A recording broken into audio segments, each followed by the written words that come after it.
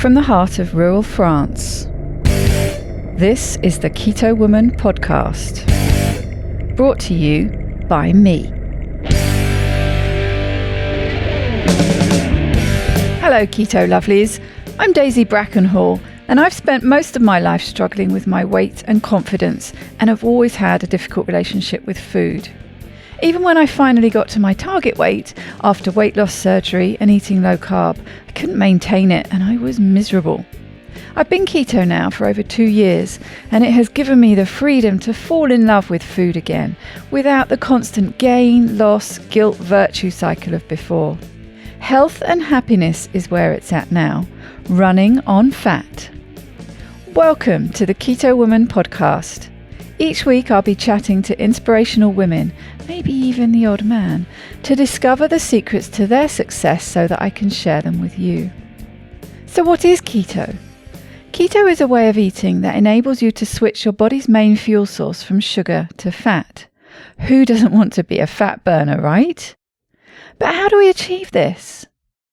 A great place to start is by keeping carbs under 20 grams a day. So things like leafy greens and above ground vegetables, plus some nuts and seeds and the incidental carbs you find in things like full fat dairy. Choose delicious fatty proteins and be free and easy with oily dressings on salad and butter on your veggies. Once you're in the swing of things, you can tweak it to suit you. Make your own personalized keto. You'll hear all sorts of ways to keto from my guests. There is no one way to do keto, no one size fits all. I hope to show you just how flexible and fabulous this way of eating can be. I'm not a doctor, and most of my guests won't be either, so we really can't give you medical advice. It's always best to consult your own doctor when making big changes to your diet and lifestyle, because they know you and your medical history, and so have access to the bigger picture. Wouldn't it be helpful to have one place where you could find all the links? Want to sign up to my new Patreon exclusive Facebook group, Daisy's Lovelies? No problem. How about subscribing to my YouTube channel? Please help me notch up my first 1,000 subscribers by going to links.ketowomanpodcast.com and following the YouTube link. Not following me on Instagram yet? Hit the Instagram button. You get the idea. All the buttons, all the links you need are at links.ketowomanpodcast.com. The last early bird deal of the year is opening today for Kim and Carrie's fabulous keto coaching program. So if you want to get yourself started on your keto journey and don't know where to start, check out the details at start.ketowomanpodcast.com. And you'll also find a happy healthy keto button on the links page at links.ketowomanpodcast.com. This week's extraordinary woman is Maggie Tookey. Maggie is 68 and lives with her partner in North Yorkshire. She had a secondary school teaching career from 1974 to 1997, punctuated by long leaves of absence to cycle through Europe, South America, Australia and New Zealand to name but a few. In 1989, she was caught up in the Tiananmen Square massacre. In 1999, Maggie began a career in aid work during the war in Kosovo, and went on to work in areas of conflict and natural disaster. She now works on the Lebanon-Syria border. I have known Maggie for about 10 to 15 years, ever since I moved here pretty much. As I mentioned at the start of the interview, she was one of the people who leapt into my mind when I started this podcast, because she truly is extraordinary. I have the deepest respect for her and the work she does, and look up to her as a bit of a hero, quite frankly. She is one of those people who loves to help, and she always rolls her sleeves up and helps out with whatever project is going on at the time. She helped me lay my kitchen floor and also had a hand in the decking. She's just one of those people, you know, good, kind, extraordinary. Now here comes the disclaimer. Not all of you are going to like this episode. It's not about keto, not one little bit. It steps into that murky area that people get touchy about. It's political. Not in a typical party leader critical way, but talking about things that are the result of political upheaval and disagreement. If this is territory you don't want to walk through, then I would just skip this episode. If you want to hear a really interesting story from an extraordinary woman who has seen things none of us would choose to see, then stay tuned. Maggie comments on things from her experience, from what she saw on the ground among the people she was helping. She isn't setting out to make any big political statements here, and neither am I. It's an uncomfortable subject at times, but then the people she is talking about are so far from comfortable, I think a little discomfort on our part and something to really get us thinking is no bad thing. Those of you who choose to stay, I hope you enjoy Maggie's story today. You would think, wouldn't you, that mic issues would not happen when I'm sitting across the table from the person I'm interviewing. I'm completely at a loss why there was so much rustling. I can't blame a beard because Maggie doesn't have one. I think possibly the problem is the mic I've been putting on the guests is my mic, which is set up for me. I use it for them because it's the better mic, but I think maybe I have a weird-shaped head or something. Anyway, prepare for more mic rustling in this episode, which I hope will not be too distracting.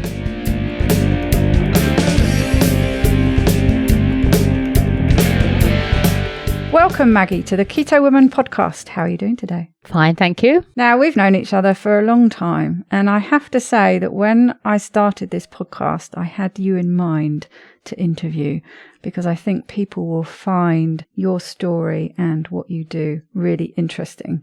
So going away a little bit from the kind of people I usually interview in that you're not keto, but you're certainly extraordinary. So it's nice to be here and be here with you actually face to face in my living room today here in sunny France.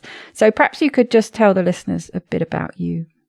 Where to begin, really? The job I've had for the last 18, 19 years was, I suppose, a total change of direction for me, because before that I'd been a teacher in a secondary modern school in North Yorkshire for 20-some years, I suppose, something like that. And I decided, although I loved the job, and I really did love the job teaching, it was great, lots of challenges, but I decided it was time to go, really. One year, and I was cycling through Europe on a summer holiday, and I just decided that I wasn't going to go back to teaching that September, and I'd already got my notice written out, and I submitted it from Slovenia, actually, Ljubljana, and that was taken in by the office staff, and I never went back, which was probably not such a nice way to leave, but that was just the way it was, so I decided that's what I'd do. And then I don't know, a couple of years I was doing some supply teaching, and I was doing a few other bits and pieces, travelling, doing a lot of cycling, a lot of travelling across Europe, had been to South America before that. And the Kosovo War happened, 1999 roughly. It broke out, I think it was 1999. And out of the blue, I got a phone call from an organisation based in Canterbury to ask, I don't know how they got my name, I have no idea, I never ever found out, but they asked me if I'd be prepared to drive a convoy vehicle to Kosovo with aid, because the war was, as everybody knows, it was a long time ago, it was very vicious in Kosovo, the Serbs and the Albanian Muslims were being attacked. The Serbs were actually doing a lot of the attacking, and both sides were entrenched in warfare, and the people were suffering very badly. Villages were being burned and some terrible things, as happened also in the Bosnian War before that, although I wasn't involved with aid work in that particular confrontation. So I decided, okay, I didn't know quite what to expect. I didn't know whether it would be dangerous or not dangerous, but I just thought, why not? And I drove a vehicle out with a convoy to Kosovo. It was a very difficult time. The war was still just going on, although they were desperately trying to get peace agreements going. And then, of course, the UK government decided to bomb Belgrade, which more or less ended the war. But there was still, where I was positioned, up in the north, in Mitrovica, there was still a lot of shelling going on. So it was an interesting time, not having been in an area where there was shelling ever before and rifles firing at night over the river into our areas. We delivered the convoy, we delivered the stuff to the people who needed it and people who'd lost everything, and then drove back to the UK. But I'd met somebody there who said, look, can you come back out? Because we have an organisation working here in Mitrovica which desperately needs volunteer help. That was in the November of 99, and in the February of 2000, I went out again with a van that somebody had lent me full of stuff, and drove up north to Mitrovica by myself, actually, which was a bit tricky. And I stayed in Mitrovica, and I met this organisation up there who were reconstructing Albanian villages from the shelling and the burning, and trying to give people back some shelter. Big job, very big job, funded by the EU. And I joined them, and then I was there for 3 months. And that was the start of my aid working life, really, as a volunteer. So I've always been a volunteer. Bit, was it? Interesting. Knowing you, I can see why somebody would contact you in the first place, but how fascinating that, well, I wonder where they got your name from. I don't know where it came from. I think I'd been writing some, I can't remember what, it was definitely through some contact I had that I'd met doing something in that 2-year period.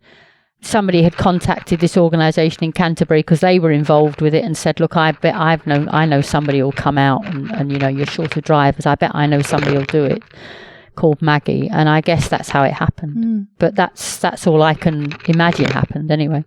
So that was it. 3 months in the north of Kosovo as the war sort of died down, and reconstructing and trying to help people and build houses and deliver shelter in the high mountain villages. So that was the start of it. And I carried on working there over the next couple of years. And then in 2003, the organisation called Edinburgh Direct Aid, which is the one I now work for, they asked me whether I'd be prepared to front a project working in the West Bank.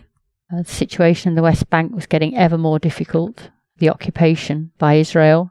Villages were being cut off from other villages. They'd started to build the new Israeli wall, and we were taking medical supplies to clinics that couldn't access the main towns. So I went out to liaise with the Israeli army, which was another very challenging job, and prepare for that. And then the rest of the team came out.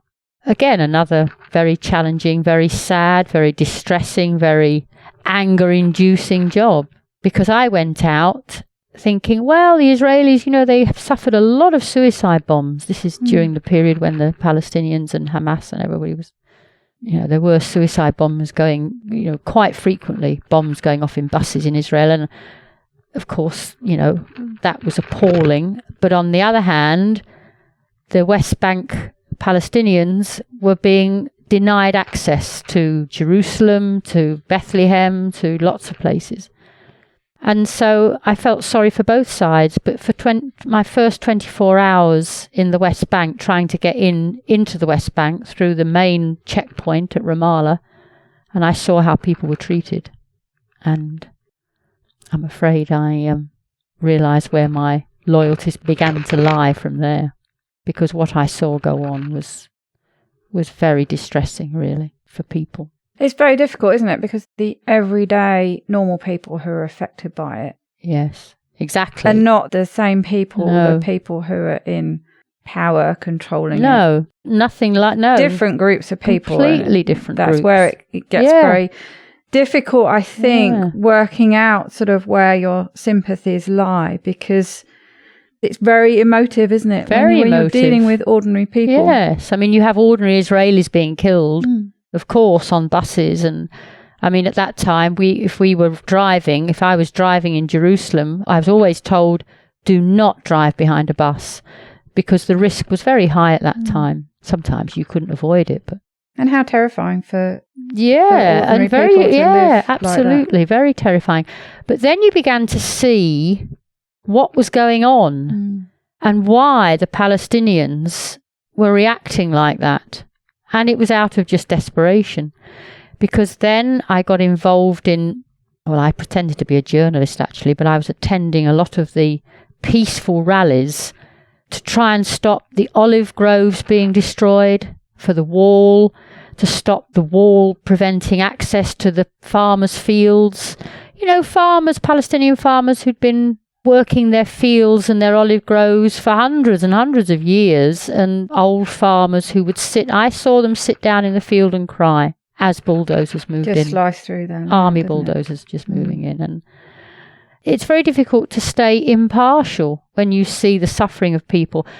I didn't see any bus bombing, so I didn't see the aftermath of a bus bombing, which of course would be horrendous. And of course, that's not the impact of the ordinary people in Palestine anyway. No, it's not. No, it's not. And that's not the farmer who's sitting down in his olive field doing that.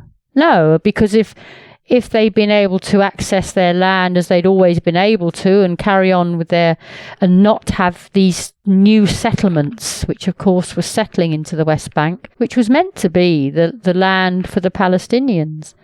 It's a very complicated situation, but settlements were growing up everywhere. Israeli settlements, they were a group of very right-wing Israelis would go up to some hilltop on the West Bank and they'd start to build their, simple wooden shelters, and they'd say, this is Israeli land now. And the army would protect it. So then they'd have a big fence round it and a big wall, and that would cut off another road. The Palestinians couldn't drive on certain roads to get to places. Gradually you saw all their freedom being eroded. Not only that, the checkpoints became something like out of the Second World War, big wire fences, loads of barbed wire, big watchtowers and turnstile gates that you had to queue for hours to get through. I mean, I've seen elderly people faint at those checkpoints because they just were, having to wait so long to get home, having been to try and visit somebody in hospital. And so many freedoms going. Anyway, so that was the project we were doing, and we were trying to provide medical stuff to these small outlying clinics that were cut off from even towns like Ramallah and Bethlehem and Jerusalem. So, that was quite an interesting time, but upsetting. Very upsetting, I found that. Yeah, it must take its toll on you personally. Well, it does, because, yes, it does. I mean, the women were incredible. The women would go peacefully to the army lines, because the army would have their Land Rovers lined up, ready to move in with the bulldozers behind them, and the women would go. Because the trouble with the men going, you've got these young men who pick up and throw stones. And you can understand why they wanted to throw stones at the Army Land Rover. A, it was pointless. And B, of course, the Army would just fire, rubber bullets and lots of tear gas. I mean, the number of times I got caught up in tear gas was, And once you've had a bad tear gas attack, you never ever forget it. Horrible. But the women, of course, would go, and the army were much more restrained. And the women would go and they would talk to the men, talk to the army. And some of the army, there were some members of the Israeli army who were very reasonable and very, as though they looked a bit sad that they were having to do what they were doing. They were following orders. And sometimes the women would turn the bulldozers back. They were more successful in turning the bulldozers back. And I would join those protests with the women. But of course, as a Westerner, I still had to pretend I was a journalist. Otherwise, I would have been not allowed back into Israel. Have a reason to be there. Yeah. You can't just, that's what's happened to so many Western protesters out there. They've not been allowed back in. And then you can't do anything. So there was that long, distressing period of work there. And then lots and lots and lots of work over the next 10 years. Pakistan earthquake, the tsunami in Sri Lanka. You go where you're needed, basically. Where we're asked to go. I mean, we're only so small, so we get very little funding, so we can't do a great deal, except that when there's a major disaster, the Pakistan earthquake in 2005 was the case in point. Huge Pakistan community in Edinburgh and in Glasgow, where we're based. I live in Yorkshire. And when that earthquake struck, killing 75,000 at a stroke, really, more or less, our office was inundated with requests from wealthy Pakistani families saying, please, can you go? We don't know what's happened to the family here. We don't know what's happening here. Please, can you go? Here's money. We can put in as much money as you need. And we got thousands and thousands of pounds in. So I was sent out to see where the greatest need and what we could best do with this money. And I worked there from 2005 and of course it was terrible, the earthquake. I remember going into a mountain town called Balakot and the stench of dead bodies. I mean, I'd never smelt anything like that. And it would look like a nuclear bomb had hit the place. And there were many towns like that. So living conditions were terrible. I was in a tent most of the time. And we were working up in the mountain villages where whole schools and whole villages had been wiped out. They had no shelter. They were sleeping out under winter, Pakistan winter. So it was very urgent. So I went out and was transported from village to village by UN helicopter. Was dropped in with my tent and my gear and maybe another colleague, and we would stay there for maybe a month working. And then the UN would supply us with what we were needing, like stoves, winter stoves or whatever. And that went on. The projects developed. We put clinics in. We put so many things into the villages that had lost everything. They'd lost all their medical clinics. That's what I like. Having heard your stories over the years, so you get called into that emergency relief situation. It is emergency relief, yeah. But then you also work on some projects that are going to have a more long-term, lasting sustainable impact. Yeah. What we never do, Edinburgh Direct Aid, we never just go in, deal with an emergency. We can't deal with we're not big enough to deal with an emergency, but we do emergency aid in the places where big agencies don't get to. Right. And they don't get often to the sort of, the really little difficult places high up or wherever. And that's where we go. But then we tend to stay there and we tend to develop projects from that, like where most needs a medical clinic. Because all the villages they're very highly populated and they all need medical care. So we would start thinking what we used to do. One of the best things we did, we'd send in a big container of aid, a 40-foot, 10-ton, 12-ton container. We'd empty it, distribute the stuff. And then most people would just send the containers back to the port. But I suggested that maybe we could buy the container and we could convert it into a clinic, because it's a big space inside a container. But the problem was getting that as a converted clinic. We could convert it, which we did. I did it with a local fireman who came from Edinburgh, and the two of us were out there 2 months converting this container. And then we had to get it flown in to a mountain village at 10,000 feet. I went to the UN and said, look, do you fancy this challenge? Because we've got it here and we can put it somewhere lower, but I know that this particular village, Konkan, really needs it. I've been up there for several months in the tent and it's desperate. So they talked about it, the pilots of the helicopters, great big helicopters they were using. And they said, okay, yeah, we'll do it. The UN said, we'll do it. Why not? So we converted it on the field up in the northern part of Pakistan, unbeknown to us, only about 300 meters from where Osama bin Laden was living. Wow. And was later killed by the Americans. But we didn't know he was there. He was in a house next to the airfield. We converted it, and then the day came when the UN were going to airlift it. It was a fine day. I was up in the mountains ready to receive it. Somebody else was down waiting for the helicopter to attach the strops and carry it up over the mountains. Well, it's a story in itself, really. I don't know whether you want me to tell you very briefly the story. Yeah. They got it on the strops. They flew it on a pretty windy day up into the mountains at 10,000 feet. All the villagers were waiting to see it, about 1,000 villagers, which we'd kept back up the hill. I was down with a special hand-picked team of local villagers. We'd prepared the base. In came the helicopter. This thing was swaying and spinning in the air, and the helicopter, you could see, was struggling a bit to control anything. And we were waiting for it, and our job was to grab the strops as they came down to try and stabilize it. So we did. We ran onto this narrow terrace and grabbed the strops, brought it down, but the helicopter was spinning, and it couldn't control it, so it had to drop it. And we had to release the strops to release the helicopter before it crashed, climbing up onto the top of the thing and crawling on our stomachs to release those strops off the top of the roof of the container. But unfortunately, it dropped it with the door jammed against the side of the mountain. So all the 2 months of converting it, we couldn't even get in it. And it was absolutely... Well, I was at my lowest ebb at that point and sat down and had my head in my hands. I just thought, all that work, all that money, and not that it cost so much, but... And suddenly, I looked up the hillside and 1,000 villagers were rushing down the hillside like Zulu and said, "Don't worry, Maggie, you relax, you stay there, we'll move it." And of course, over the next 5 hours, they got levers, they got planks of wood, and millimetre by millimetre, they moved it back onto its base until we could open all the doors and everything was absolutely fine. That was a tremendous memory I have of just how badly the villagers wanted their clinic and how much they were prepared to do and how hard they were prepared to work, and when I was at the point of giving up, really.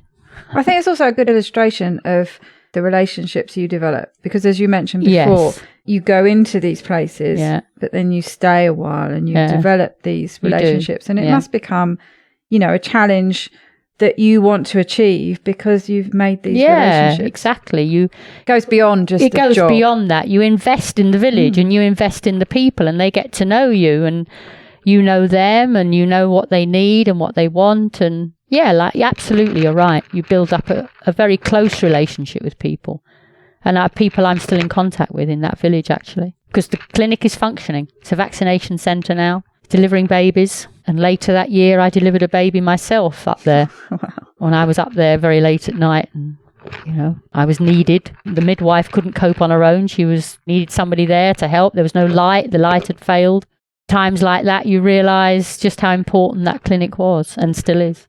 Yeah, it was good. And we did other things, water systems, new pipe systems for the villages. And the conditions you're often living in where you're there. I know you've told stories of bed bugs and fleas and all sorts of fleas. The fleas were one of my real worst things. I did everything to avoid the fleas, but it was impossible. They just were everywhere. And, you'd go into some of the houses and, to have some of their milky tea on a cold winter's day, and you'd sit on they were in their blankets. I mean, they're immune to them, but of course they loved me. And every now and again, I'd have to go down to Islamabad to deflea and wash my clothes and try and get some ointment for the bites. And terrible. It's the kind of thing that could tip you over the edge, isn't it? Easily. You're dealing with those levels of stress. Easily. It's just the kind of thing no, I can't do it anymore. You're scratching yourself to death up there in the tent at night. Oh, horrible.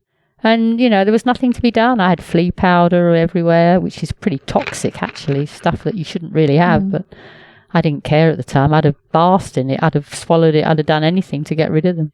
So there were many, many interesting years in Pakistan and other projects. Then flooding. We had flooding emergencies, and I was back out for the flooding, and then I was back out to put another clinic in, and one we built this time ourselves, and landslides, caught in landslides, so many landslides, and some very dodgy times, really, when I look back on it. It makes my spine shiver now when I think what I got away with, really. And I think I was very lucky.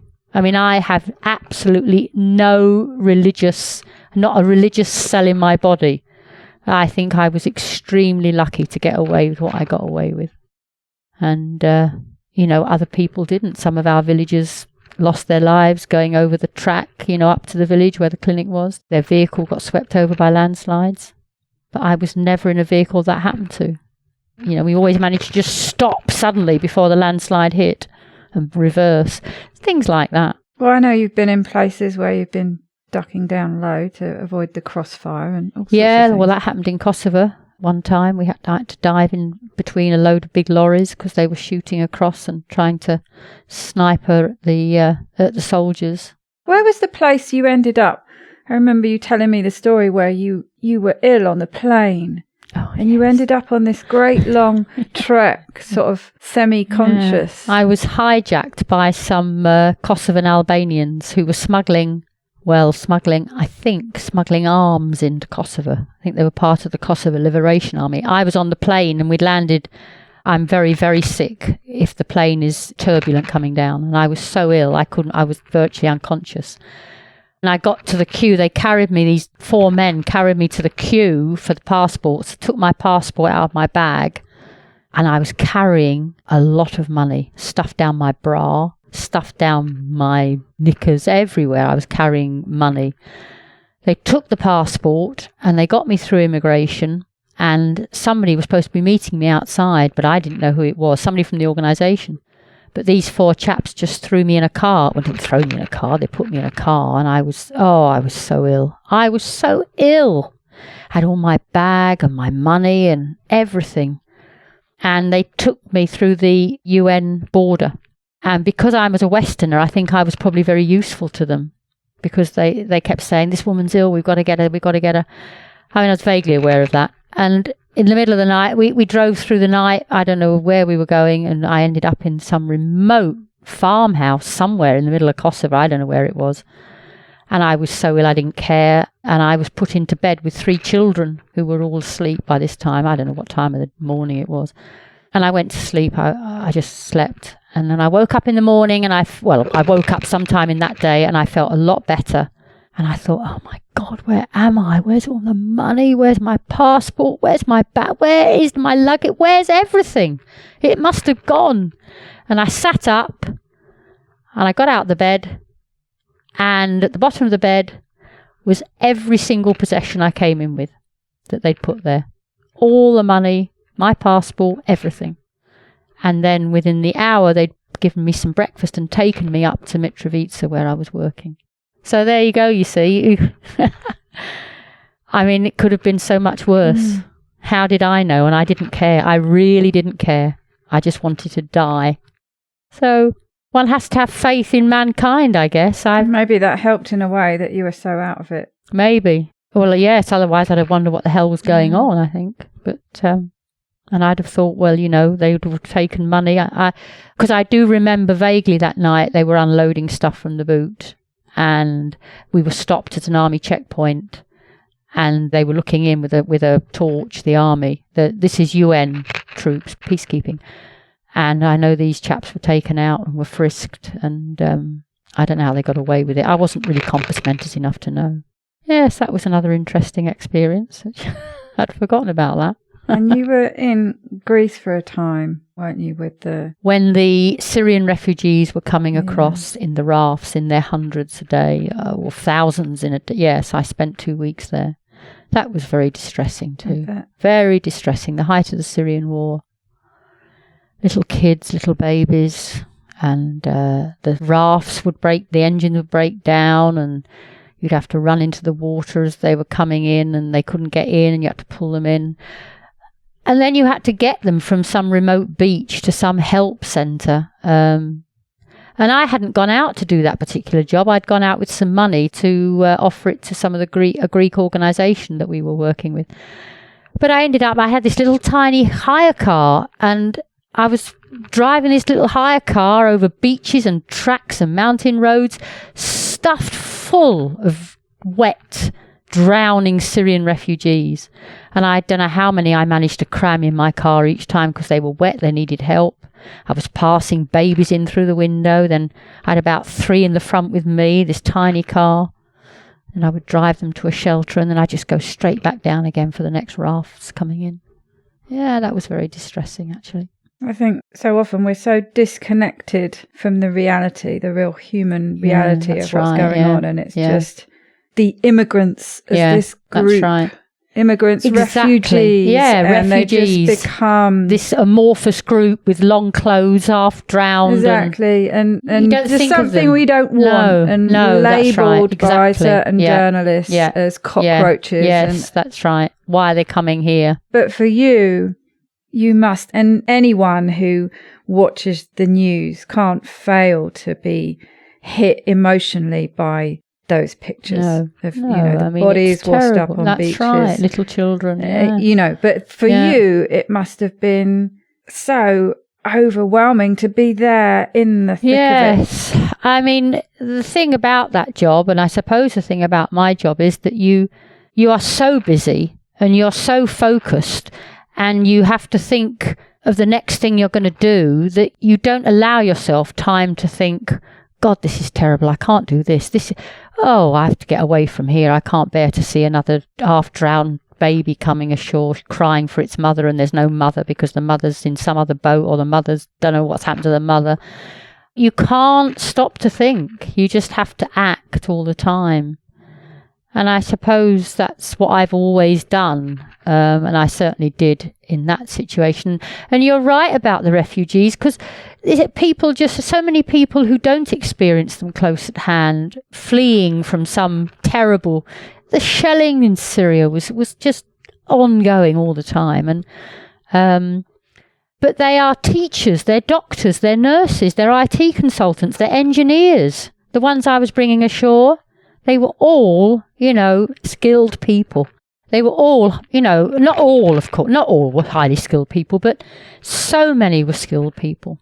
But of course, what gave it also a bad reputation was there's also a lot of Africans coming in from Afghanistan. Well, not Africans, from Afghanistan, actually, I meant, but there were Africans too.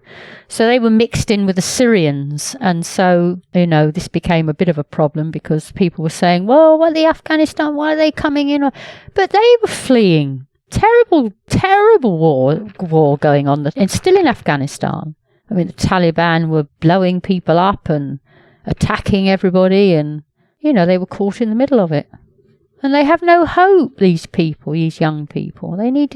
Europe was their big dream.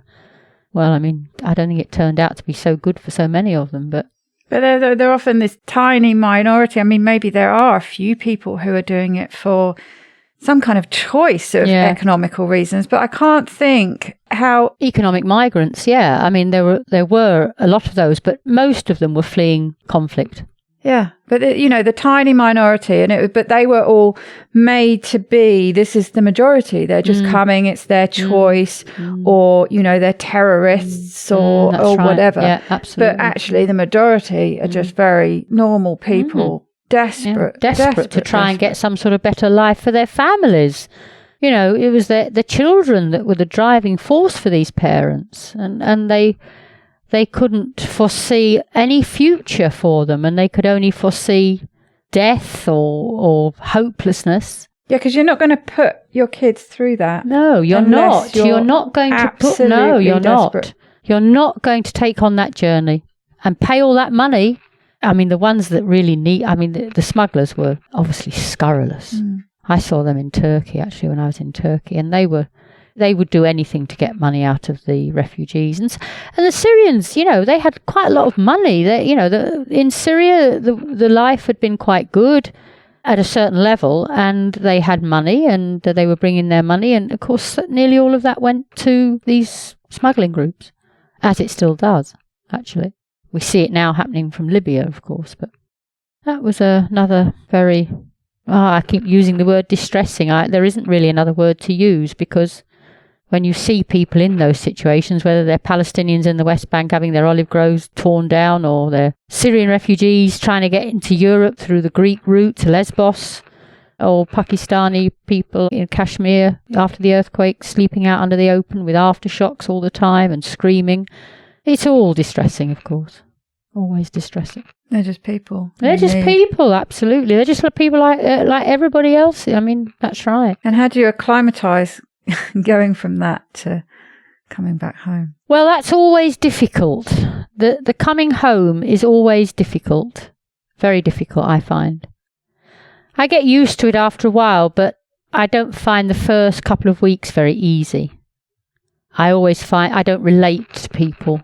Because people will come up and say, friends will come up and say, oh, you had a difficult time there. What was it like? And they're happy to talk for 15 minutes maybe, and then it's... well, he hasn't got a job yet. This son of mine, or he hasn't got this. I don't know what to do about this. And and you think, wow, everything must pale into well, it does. insignificance. But it's a bit unfair on everybody, because I mean, for everybody, what's going on in their lives is very important. So you have to try and understand that. So I do try hard, but sometimes it's a bit difficult. I suppose I've got used to it now, really. And Lebanon has been particularly difficult. The Lebanon-Syrian border, where I've been working since 2014.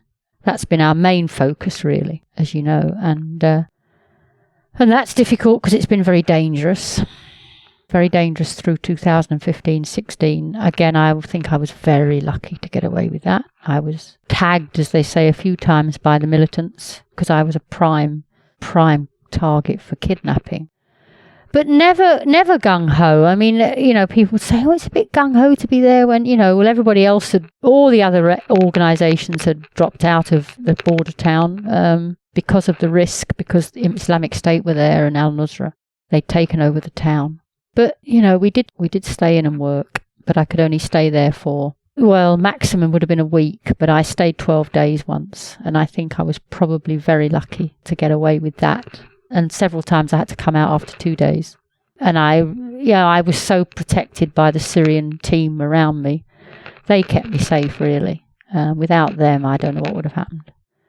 But we got a lot of work done. And worth the risk? Well, yeah, I would say worth the risk. But other people would say, well, you're stupid. That would have been stupid. If they got hold of you as a bargaining chip, that would have been bad. And it would, of course. But we balanced the risk very carefully beforehand, very carefully. And so it wasn't gung-ho. It was a very considered, managed risk. But that risk is now more or less gone, and it's much safer there now. But now we have other pressures. And this year has been with climate, who knows if it's climate change, but the weather this winter has been horrendous, the worst ever weather they've had. So I've been out there 3 times for emergency weather-related work, and then I've just come back from political pressure on the Syrians to be sent back to Syria, which would be a disaster for them.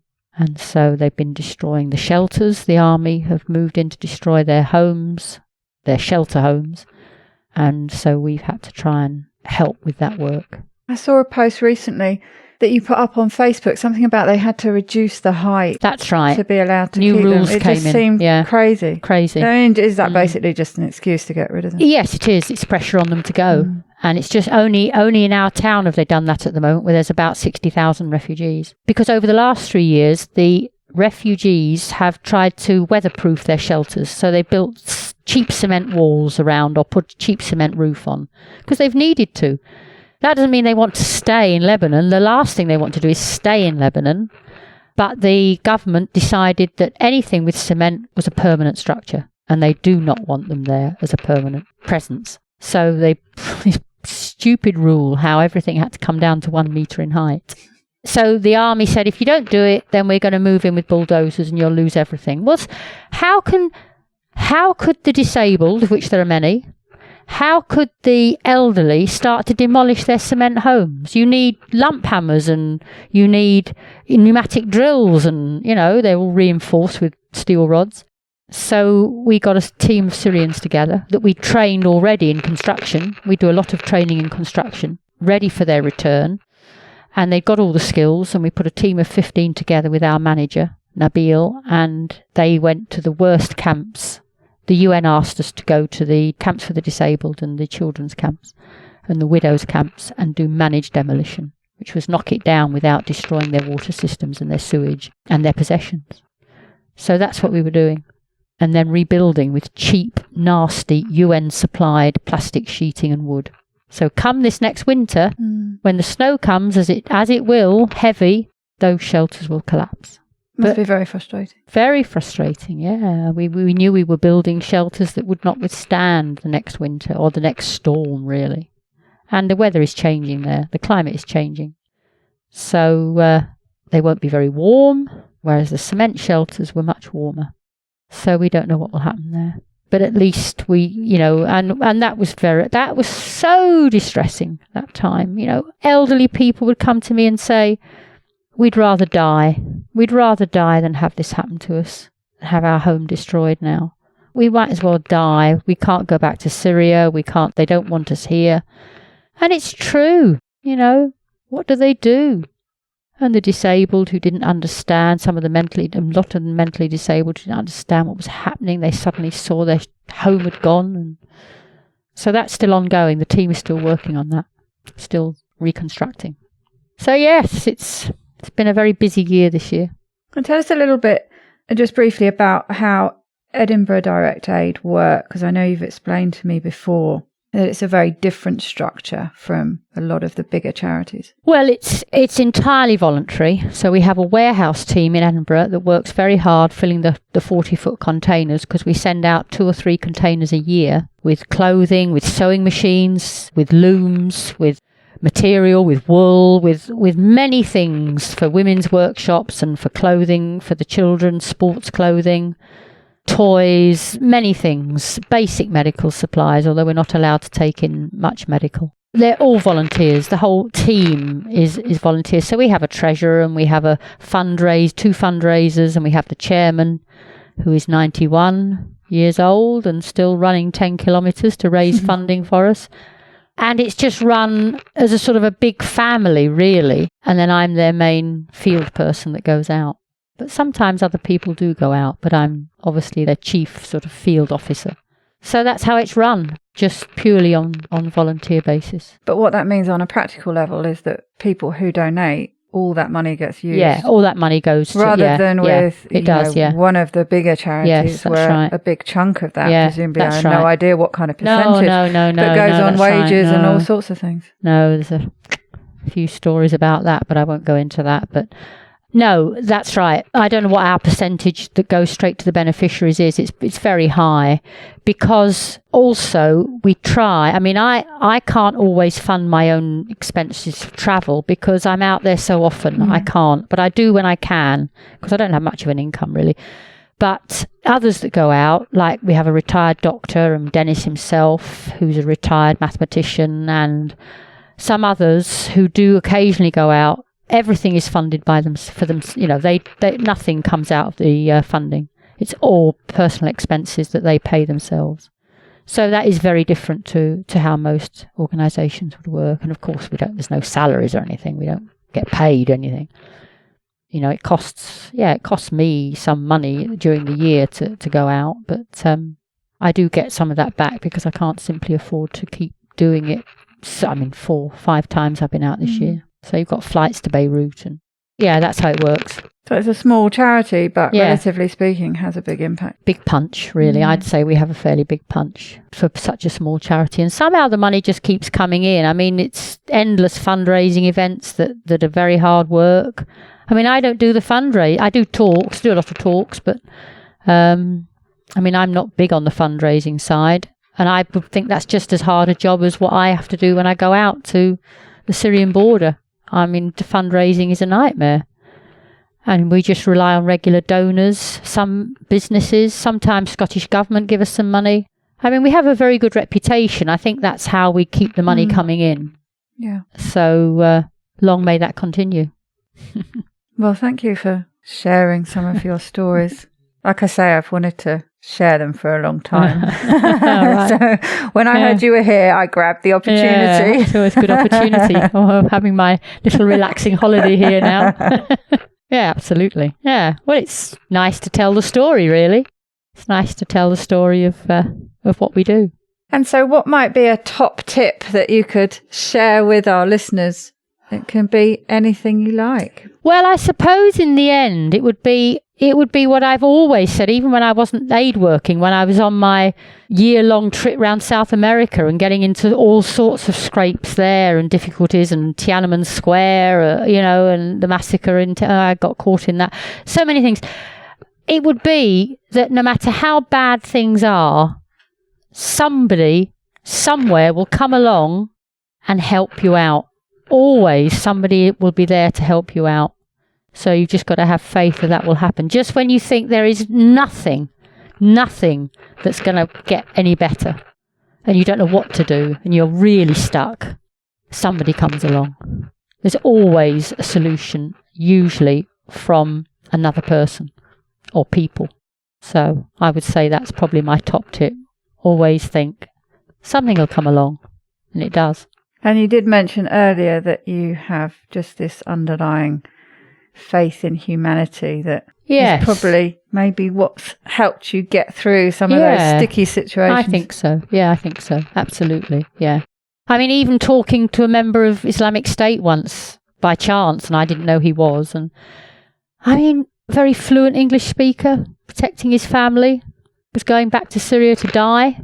But I mean, we had a really interesting, nice conversation.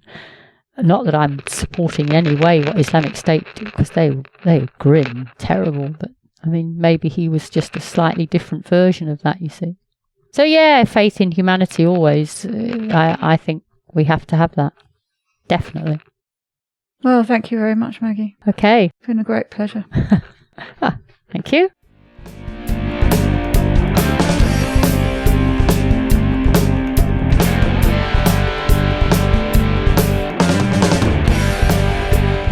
To get the resources and links from this show, please go to ketowomanpodcast.com/episodes. Please share this podcast with as many people as possible by sharing one of my links or just taking a screenshot of an episode that you enjoyed. Reviews really help raise the profile of the podcast, which gets it in front of more people, but also helps me attract a wide variety of guests. So please take a minute to leave a review on whichever podcast app or platform you like to listen on. It doesn't go unnoticed by me, the people who regularly like, share and comment on my posts. Your support really does mean the world to me. Thank you. Are you enjoying this podcast? Help me make more episodes and videos by making a pledge at my Patreon page, patreon.com/KetoWoman. Or simply hit the support button on the Keto Woman Podcast website. Don't forget to join in the fun on the Keto Woman Podcast Instagram and Facebook pages, and Daisy_Keto Woman on Twitter. Are you my next extraordinary woman?